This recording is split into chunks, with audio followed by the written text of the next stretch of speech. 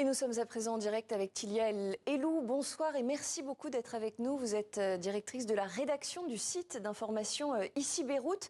Tilia El Elou, Oui. le secrétaire général des Nations Unies, Antonio Guterres, s'inquiète ce soir que le Liban devienne, il dit, un autre Gaza. Le Liban est-il, selon vous, en train de basculer dans la guerre ? Non, pas tout à fait, parce que le Hezbollah est entré en guerre avec Israël le 8 octobre dernier pour, selon lui, ouvrir un front de soutien avec Gaza. Je tiens à préciser toutefois que cette décision a été prise sans l'aval des autorités libanaises et du peuple libanais, qui en grande majorité ne veut pas de la guerre. Maintenant, avec les incidents inédits qui se sont produits cette semaine, c'est-à-dire l'opération des Vipers qui a eu lieu mardi, celle des Tokiwoki mercredi, qui ont fait près de 4000 victimes, en plus du raid israélien dans la banlieue sud de Beyrouth, qui a tué Ibrahim Aïl, le numéro 2 du Hezbollah, et 50 autres personnes, dont plusieurs cadres de la formation pro-iranienne. Les règles d'engagement ne sont évidemment plus respectées et il est indéniable que les tensions se sont accrues à la frontière libano-israélienne, spécialement depuis hier soir, qui a été une nuit particulièrement violente, marquée par d'intenses échanges de tirs transfrontaliers.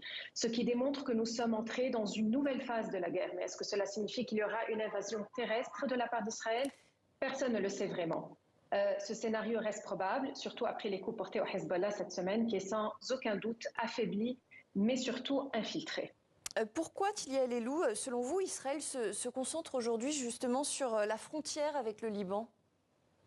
Parce qu'aujourd'hui, le Premier ministre Benjamin Netanyahou, ainsi que le ministre de la Défense israélien, Yoav Gallant, insistent à ce que les résidents qui sont déplacés du nord d'Israël puissent rentrer chez eux.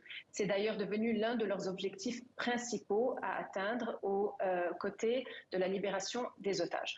Donc, il est quand même important de noter dans ce contexte que la communauté internationale, notamment les États-Unis, est constamment en train de faire pression pour éviter une invasion terrestre de la frontière libano-israélienne et essayer de parvenir à une cessation des hostilités. D'ailleurs, John Kirby, l'un des porte-parole de la Maison-Blanche, a estimé aujourd'hui qu'il existait toujours un espace pour une solution diplomatique au conflit.